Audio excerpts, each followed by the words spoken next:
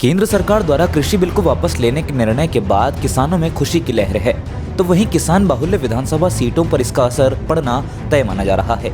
माना जा रहा था कि कृषि कानून को लेकर किसान काफी नाराज थे और तराई वाले इलाकों में माहौल बीजेपी के खिलाफ जा रहा था। कृषि कानून वापस होने से तराई वाले इलाकों की विधानसभा सीटों पर क्या प्रभाव हो सकता है, इस रिपोर्ट में देखिए। उधम सिंह नगर की जसपुर, काशीपुर, बाजपुर, गदरपुर, रुद्रपुर, किच्छा, सितारगंज, नानगमत्ता और खटीमा, नैनीताल जिले की लालकुआं, कालाढूंगी और रामनगर विधानसभा सीट किसान बाहुल्य है। कृषि कानून लाए जाने के बाद इन सभी इलाकों में किसान आंदोलन कर रहे थे। सबसे ज्यादा विरोध बाजपुर, जसपुर, गदरपुर, रुद्रपुर वाले इलाकों में हुआ। ये पहले से ही माना जा रहा था कि इन सभी सीटों पर बीजेपी के खिलाफ माहौल बन रहा था और किसान कृषि कानून को लेकर लगातार विरोध जता रहे थे। कृषि कानून वापस लेने के बाद अब बीजेपी अपने आप को इन सीटों पर मजबूत मान रही है।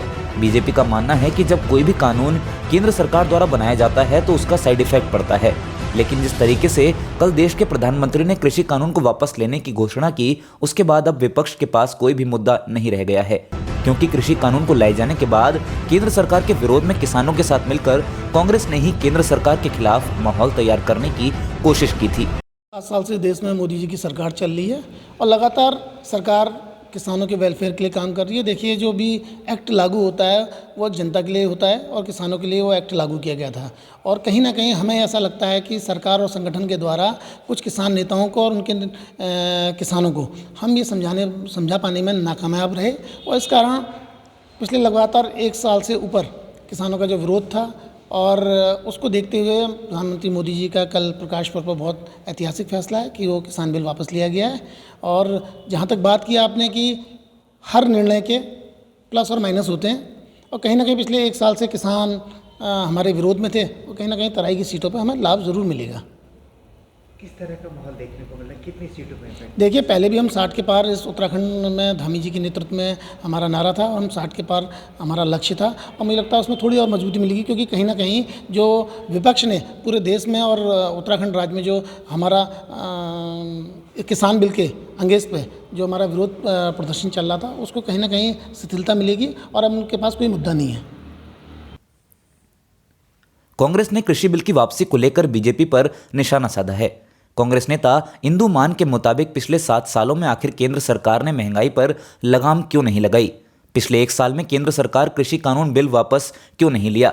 कृषि बिल वापस लेने के पीछे सबसे बड़ी वजह यही है, पिछले दिनों आए चुनाव परिणाम के चलते केंद्र सरकार बुरी तरह घबरा गई थी। किसानों के जो भुगतान है वो बहुत लंबित पड़े हुए हैं। पूरे उत्तराखंड में अभी तक 28 लाख का पड़ा हुआ है काशीपुर का शुगर मिल का करना। तो जब तक ये इन बातों को ध्यान नहीं दिया जाएगा, देश हमारा तरक्की नहीं करेगा, क्योंकि देश की तरक्की गांव से है, किसानों से। चुनाव है और ऐसा कुछ बिल्कुल, इनका उद्देश्य एकमात्र चुनाव जीतना होता है।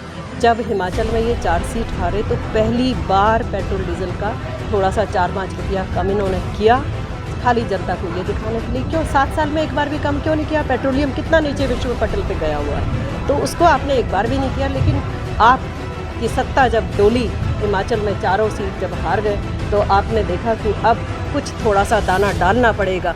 लेकिन जनता को ये मूर्ख समझते हैं, जनता अब इतनी मूर्ख नहीं रह गई है, इनके बहकावे में नहीं आने वाली है।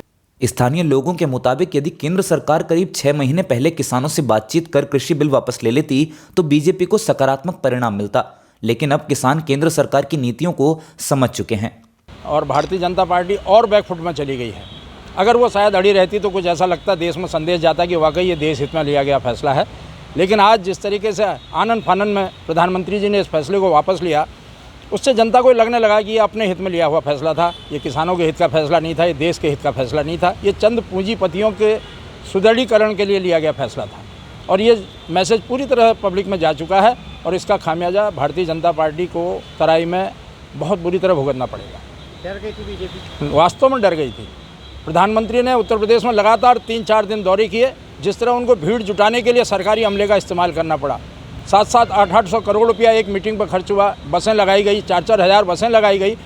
जिस नरेंद्र मोदी के नाम पर लोग अपने दिन रात छोड़ के, खाना पीना छोड़ के दौड़ लगाया करते थे उनके सुनने के लिए, आज उनको सुनने के लिए जनता को इस तरह जोड़ना पड़ रहा है, तो ये अपने आप में एक चिंता का विषय है और यही उनके लिए खौफ का विषय था। उन्होंने इसको वापस लिया और इससे ये साबित हो चुका है कि नरेंद्र मोदी जी ने पास्ट में भूतकाल में जितने भी फैसले लिए, चाहे वो नोटबंदी का फैसला हो, चाहे वो जीएसटी का फैसला हो, और इसके अलावा जो कई फैसले लिए देश में, वो वास्तव में सिर्फ वोट की राजनीति के फैसले थे, उससे जनता का कोई लेना देना नहीं था। कांग्रेस किसानों के साथ मिलकर केंद्र सरकार द्वारा लाए गए कृषि कानूनों का लगातार तराई वाले इलाके में विरोध कर रही थी, जिससे बीजेपी किसान बाहुल्य सीटों पर काफी कमजोर पड़ रही थी।